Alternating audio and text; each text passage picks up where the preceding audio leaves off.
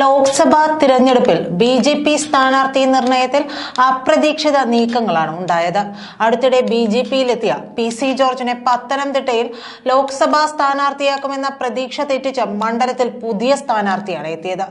മുൻ പ്രതിരോധ മന്ത്രി എ.കെ. ആന്റണിയുടെ മകൾ അനിൽ ആന്റണിയാണ് പത്തനംതിട്ടയിൽ സ്ഥാനാർത്ഥിയാവുക എന്ന വാർത്തകൾ ഇതിനകം തന്നെ നമ്മളെല്ലാവരും അറിഞ്ഞു കഴിഞ്ഞതുമാണ്. മണ്ഡലത്തിൽ സ്ഥാനാർത്ഥിയാകാൻ ചരടുവലികൾ നടത്തിയ പി.എസ്. ശ്രീധരൻ പിള്ളയെയും തഴഞ്ഞിട്ടാണ് ദേശീയ നേതൃത്വം അനിൽ ആന്റണിയെ സ്ഥാനാർത്ഥിയാക്കുന്നതും എന്നോർക്കണം. നേരത്തെ അനിലിന്റെ പേര് എറണാകുളം മണ്ഡലത്തിലാണ് പറഞ്ഞു കേട്ടത്. മത്സര രംഗത്ത് നിന്നും മാറി നിൽക്കാനായിരുന്നു അനിലിന് താല്പര്യം. ഇതിനിടെ അപ്രതീക്ഷിതമായാണ് അനിലിന്റെ പേര് പത്തനംതിട്ടയിലേക്ക് പരിഗണിച്ചത്. ബി.ജെ.പി. സംസ്ഥാന അധ്യക്ഷൻ കെ സുരേന്ദ്രന്റെ ഇടപെടലാണ് അനിലിനെ പത്തനംതിട്ടയിൽ സ്ഥാനാർത്ഥിയാക്കിയത് എന്നാണ് ലഭിക്കുന്ന വിവരങ്ങൾ. പി.സി. ജോർജിനായിരുന്നു മണ്ഡലത്തിൽ മേൽക്കൈ. ജോർജ് മത്സരിച്ചാൽ അതിശക്തമായ ത്രികോണ പോരാട്ടം ഉണ്ടാകുമെന്ന് തന്നെയായിരുന്നു വിലയിരുത്തലും. ഇതിനിടെയാണ് ബി.ഡി.ജെ.എസിന്റെ കൂടി എതിർപ്പ് ചൂണ്ടിക്കാണിച്ച സുരേന്ദ്രൻ അനിലിന് വേണ്ടി വാദിച്ചത്. സുരേന്ദ്രൻ വാദിച്ചു എന്ന് പറയുന്നുണ്ടെങ്കിൽ അതിനു പിന്നിൽ പിണറായി ബി.ജെ.പി. ബാന്ധവം എന്തായാലും ഉണ്ടാകും. അതിൽ മുഖ്യമന്ത്രി പിണറായി വിജയൻ ബി.ജെ.പിക്ക് കൊടുത്തിരിക്കുന്ന വാക്കും ഉണ്ടാകും. അതായത് 6 ഇടങ്ങളിൽ ബി.ജെ.പി.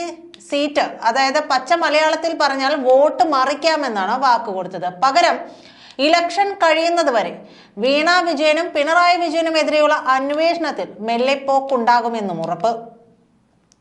ഈ ധാരണ എന്തായാലും പി.സിക്ക് അറിയാം എന്ന് തന്നെ വെക്കേണ്ടതുണ്ട്.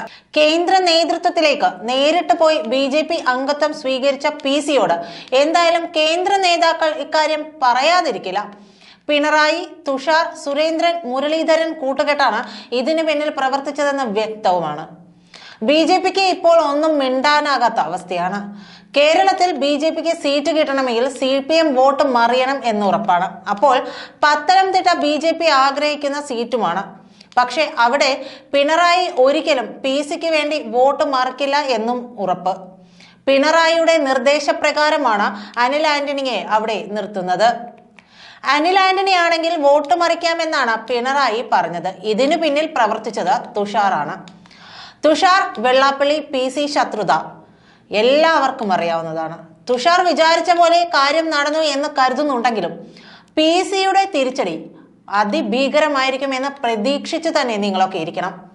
അമർഷം പുകയുന്നുണ്ടെങ്കിലും പി.സി. അധികം നാവാടാത്തതിന് പിന്നിലും കൃത്യമായ രാഷ്ട്രീയ ലക്ഷ്യം ഉള്ളത് കൊണ്ട് തന്നെയാണ്. അച്ഛനും മകനും അത് പ്രതീക്ഷിച്ചു തന്നെയാണ് ഇരിക്കുന്നത്. വീണയ്ക്കെതിരായ കേസിൽ നിന്ന് താൻ എന്തൊക്കെ വന്നാലും പിൻവാങ്ങില്ലെന്ന് ഷോൺ ജോർജ് ആദ്യമേ ബി.ജെ.പി. നേതൃത്വത്തെ അറിയിച്ചിട്ടുണ്ട്. അതിനെതിരെ ബി.ജെ.പി. കേന്ദ്ര നേതൃത്വം ഒന്നും സംസാരിക്കില്ല. പകരം ഇലക്ഷൻ കഴിയുന്നതുവരെ അന്വേഷണ ഏജൻസിയുടെ നീക്കങ്ങളിൽ മെല്ലെപ്പോക്ക് മാത്രമുണ്ടാകും.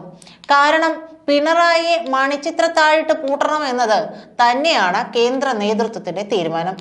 ഇടതുപക്ഷത്തിൽ നിന്ന് മലയാളികൾ വഴുതി വീഴാൻ താമസം എടുക്കുമെന്ന് മനസ്സിലാക്കി തന്നെയാണ് കേന്ദ്രത്തിന്റെ ഇപ്പോഴത്തെ കളി.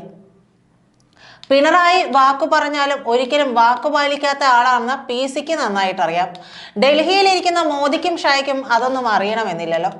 അവർ തമ്മിലുള്ള കൂട്ടുകെട്ടിൽ ബി.ജെ.പി. പറഞ്ഞ വാഗ്ദാനങ്ങൾ എല്ലാം ഇതുവരെയും പാലിക്കപ്പെട്ടിട്ടുണ്ട്. എന്നാൽ ഇടതുപക്ഷം പറഞ്ഞ ഒന്നും അവർ പാലിച്ചിട്ടുമില്ല.